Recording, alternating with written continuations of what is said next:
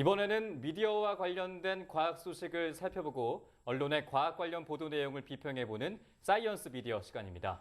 네, 성균관대학교 이경락 박사 나와 계십니다. 안녕하세요. 네, 안녕하십니까.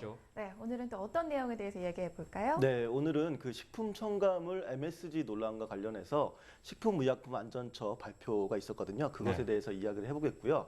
그리고 어째서 이런 유해성 논란이 끊이지 않는지 그런 부분도 언론과 연관해서 짚어보도록 하겠습니다. 네.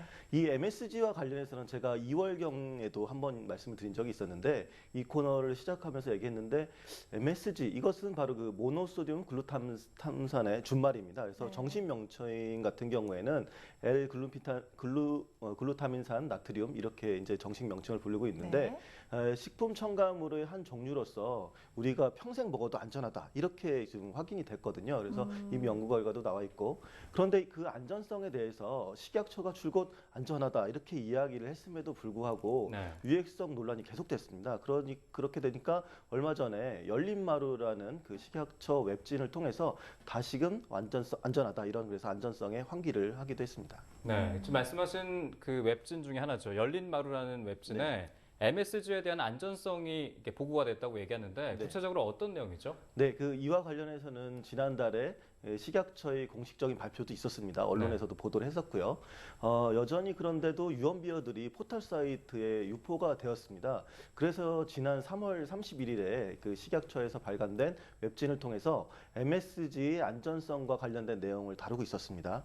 그래서 MSG가 이미 지난 1995년에 미국 식품의약국 FDA와 그리고 세계보건기구 WHO의 공동조사를 통해서 평생 먹어도 안전한 식품 첨가물이다 이렇게 이미 판명이 났습니다라고 밝히고 있었거든요. 웹진에서는.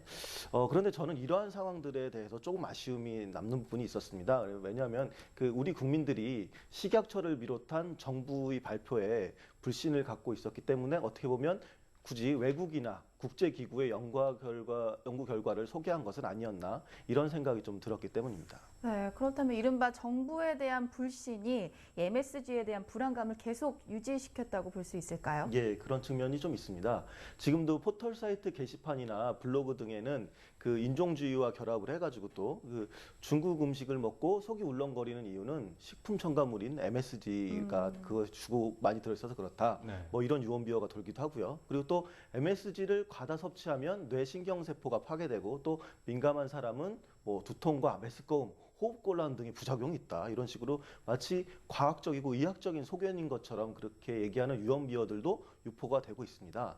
또 그중에는 한의학적인 관점을 빙자해서 설득력을 높이는 그런 내용들도 있는데 그 알게 모르게 먹은 식품 첨가물이 우리 몸에 독이 되어 쌓인다 계속해서 그런 경우도 이제 과학적 근거가 없음에도 불구하고 계속 유포가 되고 있었습니다.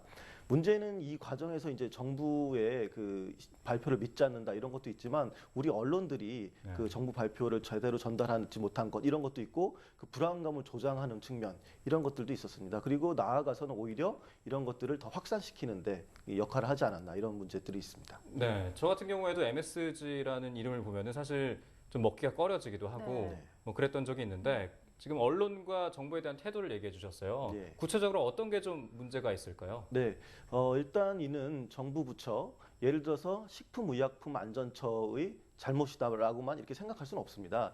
그 여기서 좀 시사적인 말씀을 드리기는 못하지만 그 전반적으로 우리나라의 그 법 체계나 그런 정부의 발표 등이 그 신뢰를 받지 못하고 있는 것은 사실이거든요. 그래서 예를 들어서 예전에 4대강과 관련돼서 과학적 검증이 좀 부족했던 측면도 있고 이와 관련해서 뭐 그 감시를 하는 감사원의 결과 보고도 이제 막 모순되게 이렇게 나오지 않았습니까? 그렇다 보니까 시민들 입장에서는 왠지 모르게 정부의 발표에 신뢰를 갖지 못하게 되고 특히나 또 과학적 접근과 지속적인 감시를 통해서 어떻게 보면 식약처가 잘하고 있음에도 불구하고 그거 식약처의 발표 역시 신뢰하지 못하는 그런 결과가 나오고 있다 이렇게 볼 수가 있습니다.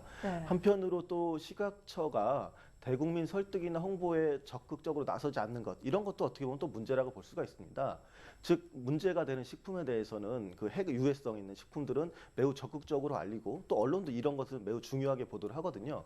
그런데 해가 없다, 안전하다 이런 발표의 경우에는 그 식약처의 발표도 좀 소극적이고 언론도 소극적인 편이기 때문입니다. 네, 언론이 안전한 식품 첨가물에 대해서 제대로 알리지 않는다는 것 외에도 또 다른 문제점이 없는지 궁금한데, 뭐 예를 들면 그 언론에서 보면 착한 식당 같은 경우에 우리 가게에서는 MSG를 쓰지 않습니다. 이렇게 얘기를 하면서 그게 큰 장점으로 부각이 되기도 하잖아요. 어떻습니까?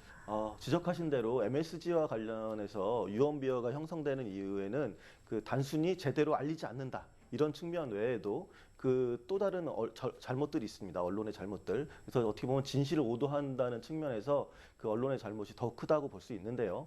방금 말씀하신 것처럼 이른바 착한 식당이나 유명 맛집과 관련된 프로그램이 대표적인 사례라고 볼 수가 있습니다. 네. 그 어떻게 보면 독자적인 레시피에 의한 뭐 천연 조미료를 사용하면 착한 식당이다. 그것은 이제 어떻게 보면 그렇지 않으면 나쁜 식당이라고 이분법적인 표현에 해당되는데 전혀 인체에 해가 없더라도 MSG를 쓰면 나쁜 식당이다라는 그런 이미지를 만들어내기 때문입니다. 그리고 또 맛집을 방문해서 주인을 인터뷰하는 그런 프로그램들을 이렇게 볼 수가 있는데요. 그런 인터뷰의 주요 내용 중에 하나가 우리 식당은 뭐 인공 조미료, MSG 쓰지 않는다 이런 식의 내용이고 또 이렇게 맛을 평가하는 손님들 이야기도 이렇게 들어보게 되면 뭐 여기는 조미료가 안 들어서 맛이 깔끔하고 좋아요. 뭐 이런 식으로 표현을 하고 있거든요. 그래서 이런 내용들 종합해 보면 어떻게 보면 암암리에 MSG는 몸에 좋지 않다 이런 인상을 강화시키고 있다 이렇게 볼 수 있는 것이죠.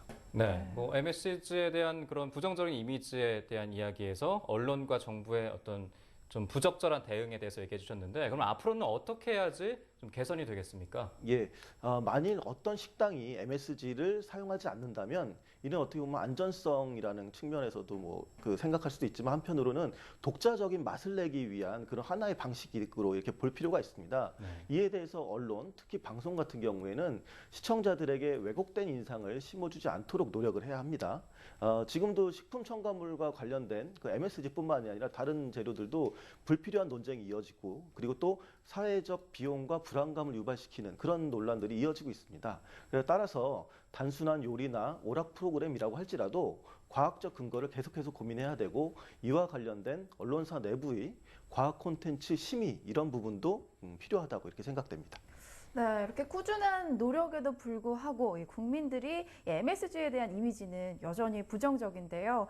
그래서 그 근거 없는 이야기들이 계속해서 나오고 있는 것 같습니다. 하루빨리 언론 그리고 정부에서도 더욱더 적극적으로 무해하다라는 점을 좀 부각을 시켜야 될 것 같습니다. 네, 오늘 말씀 고맙습니다. 감사합니다.